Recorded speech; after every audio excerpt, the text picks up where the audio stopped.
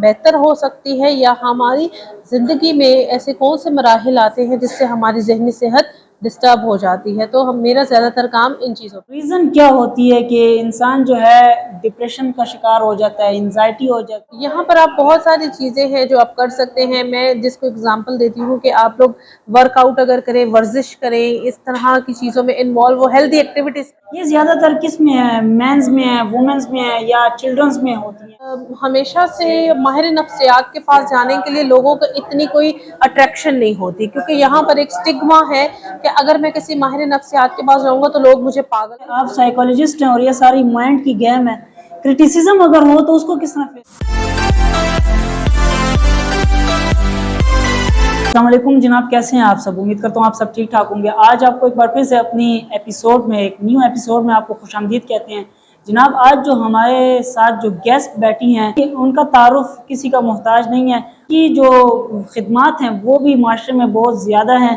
तो इनसे बात करते हैं और इनसे पूछते हैं कि ये किस तरह से अपने काम सर अंजाम दे रही हैं, कौन से डिपार्टमेंट में, इनसे भी तारुफ आप लोगों का करवाते हैं। तो अस्सलाम वालेकुम मैडम, कैसी हैं आप? वालेकुम अस्सलाम। कैसी हैं मैडम, आप ठीक ठाक हैं? मैं ठीक ठाक, आप कैसे हैं? शुक्र है मैडम, ठीक ठाक। सबसे पहले तो मैं आपको शुक्रिया अदा करता हूँ कि हमारा एक इवेंट था, एक्टिविटी थी, आप आई हैं, बेहद ज़्यादा शुक्रिया। अच्छा मैडम, हमारे जो न्यू ऑडियंस है उनको थोड़ा सा अपना इंट्रोडक्शन करा दें। मेरा नाम अमारा इकबाल है और पेशे के लिहाज से मैं एक माहिर नफ्सियात हूँ और मैं डिफरेंट नेशनल और इंटरनेशनल इदारों के साथ मुंसलिक रही हूँ और आज भी काम कर रही हूँ। मेरा ज़्यादातर काम जो रहा है वो शोबा नफ्सियात से रहा है। नफ्सियात पे मैंने बहुत ज़्यादा काम किया है कि इंसान की ज़हनी सेहत जो है किस तरह बेहतर हो सकती है या हमारी ज़िंदगी में ऐसे कौन से मराहिल आते हैं जिससे हमारी ज़हनी सेहत डिस्टर्ब हो जाती है। तो हम मेरा ज़्यादातर काम इन चीज़ों पे रहा है और आई एम वेरी थैंकफुल कि मुझे रेहान साहब ने दावत दी और मैं आप लोगों के इंस्टीट्यूशन में यहाँ पे आई और मैंने इनका देखा कि ये किस तरह जो है अफराद बाहम मौजूदी के लिए काम कर रहे हैं, पर्सन विद डिसेबिलिटी के लिए काम कर रहे हैं और किस तरह ये अवेयरनेस मासूरी के ऊपर स्प्रेड कर रहे हैं। तो इट्स अ वंडरफुल थिंग कि ये जो एक काम कर रहे हैं। अच्छा मैडम, यहाँ पर एक क्वेश्चन मेरा आपसे ये है कि रीज़न क्या होती है कि इंसान जो है डिप्रेशन का शिकार हो जाता है, एंजाइटी हो जाती है? देखिए जी, जब आप डिप्रेशन और एंजाइटी की बात करते हैं तो कोई एक चीज़ नहीं है, एक वो नहीं है जिसकी वजह से आप जो है परेशान होते हैं या डिप्रेशन का शिकार हो लेकिन सकते आजकल हैं। ये ज़्यादा क्यों हो? आजकल ये ज़्यादा क्यों है, यहाँ पे मैंने आपको इससे पहले बताया कि डिफरेंट मराहिल से ज़िंदगी आपकी गुजरती है। मतलब कभी अच्छा होता है, कभी बुरा होता है और जो हम चीज़ें बर्दाश्त नहीं कर पाते और हमारी एक्सपेक्टेशंस पर नहीं उतरती, जो हमने सोचा होता है वैसा नहीं हो रहा होता, तो तब हम उन चीज़ों की तरफ जाते हैं। यहाँ पे मैं एक आपकी जो पब्लिक है वहाँ उनको ये बताना चाहती हूँ कि डिप्रेशन और एंजाइटी एक बहुत बड़ी टर्म्स हैं जिनको हम एक नॉर्मल ज़िंदगी में बड़ी आसानी से कह देते हैं। डिप्रेशन बेसिकली एक प्रोलॉन्ग सैडनेस है, एक बहुत 2 साल, 1 साल से 2 साल के अरसा तक आपने परसिस्टेंट जो है खफगान गुजारा हो और आपको किसी चीज़ का दिल ना करे काम करने का, खुदकुशी का दिल करे और आप सोचे कि इस जीने से तो मौत ही अच्छी है, तो ये डिप्रेशन है। और मैडम, इसको कम किस तरह कर सकते हैं? यहाँ पर आप बहुत सारी चीज़ें हैं जो आप कर सकते हैं। मैं जिसको एग्ज़ाम्पल देती हूँ कि आप लोग वर्कआउट अगर करें, वर्जिश करें, इस तरह की चीज़ों में इन्वॉल्व हो, हेल्दी एक्टिविटीज़ करें, तो आप जो है अपने उसमें बेहतरी ला सकते हैं ज़हनी सेहत में। और आपका क्या ख्याल है, ये किस कंट्री में ज़्यादा है? मुझे तो लगता है कि अब हम सब ही ऐसे ममालिक में रह रहे हैं कि जहाँ पे मुश्किलात भी हैं, तकलीफ़ें भी हैं, स्ट्रगल्स भी हैं, तो ये तो हर कंट्री में मेरे ख्याल से नंबर 1 जो है डिसऑर्डर हो गया है। सही, ठीक। और मैडम, दूसरी बात मैंने ये पूछी थी कि देखें, अगर एक बंदा डिप्रेशन में चला जाता है तो क्या मेडिसिन के थ्रू वो दोबारा रिकवर करेगा या नहीं, उसको काउंसलिंग की ज़रूरत होगी? देखिए ये यहाँ पे 2 चीज़ें हैं, एक है एक साइकियाट्रिस्ट है और एक साइकोलॉजिस्ट है। जब आप बात करते हैं साइकियाट्रिस्ट की तो वहाँ पे मेडिकेशन आ जाती हैं और जब आप साइकोलॉजिस्ट की बात करते हैं तो वो आपको काउंसलिंग और साइकोथेरेपी से जो है वो ट्रीटमेंट्स आपकी करता है। लेकिन दोनों चीज़ें अगर एक साथ मिलकर काम करें तो एक बहुत अच्छा इफ़ेक्ट आता है। सही। आपका कितना टाइम हो गया मैडम इस फील्ड में? तकरीबन 7 साल। अच्छा, 7 साल से। तो साइकोलॉजिस्ट हम आपको कह सकते हैं। जी जी, मैं साइकोलॉजिस्ट हूँ, मैं साइकाइट्रिस्ट नहीं हूँ। सही। साइकाइट्रिस्ट जो होता है वो एमबीबीएस डॉक्टर होता है, और साइकोलॉजिस्ट जो होता है जिसने डिप्लोमा होल्डर होता है, और जो जिसने बीएस या एमएससी की होती है या एमफिल की होती है, तो वो साइकोलॉजिस्ट होता सही। है। अच्छा मैडम, एक क्वेश्चन मेरी ऑडियंस का भी यही होगा कि ये जो डिप्रेशन है ये होती है, ये ज्यादातर किस में है? मेंस में है, वुमेन्स में है, या चिल्ड्रंस में होती है?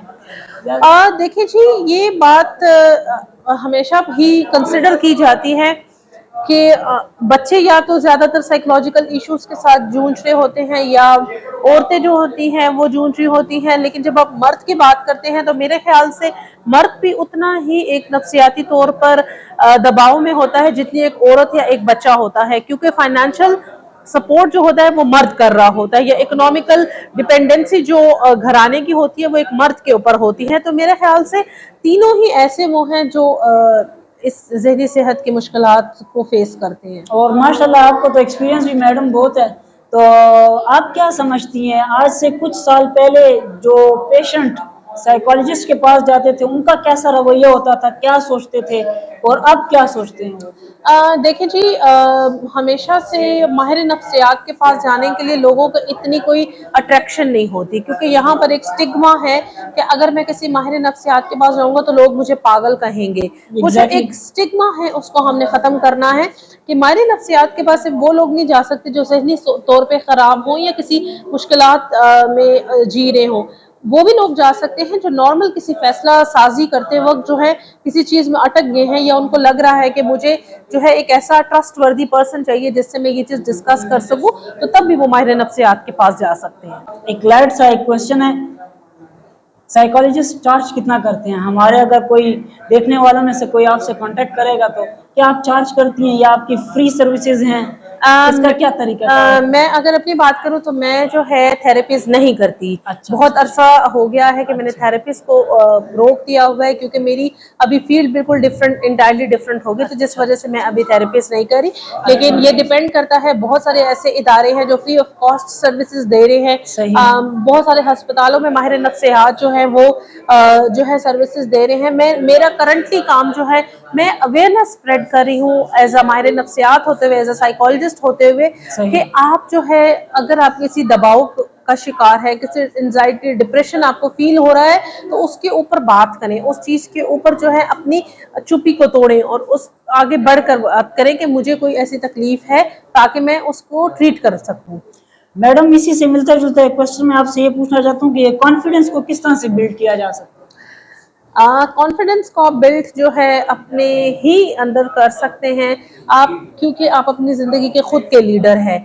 कोई आपके लिए आपको लीड नहीं करेगा। आपने खुद अपने अंदर अपनी तलाश करनी है कि मुझे अल्लाह ताला ने पैदा किया है तो मुझे किसी मकसद से पैदा किया है। बेफजूल हम सब जानते हैं कि अल्लाह ताला ने किसी को ऐसे पैदा नहीं किया।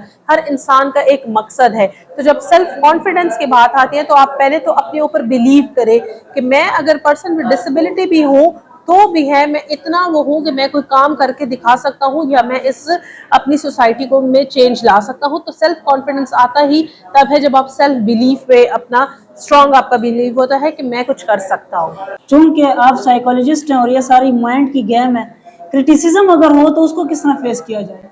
देखिए, हमेशा से दो टाइप के क्रिटिसिज्म होते हैं, एक होता है हेल्दी क्रिटिसिज्म और एक होता है नेगेटिव क्रिटिसिज्म।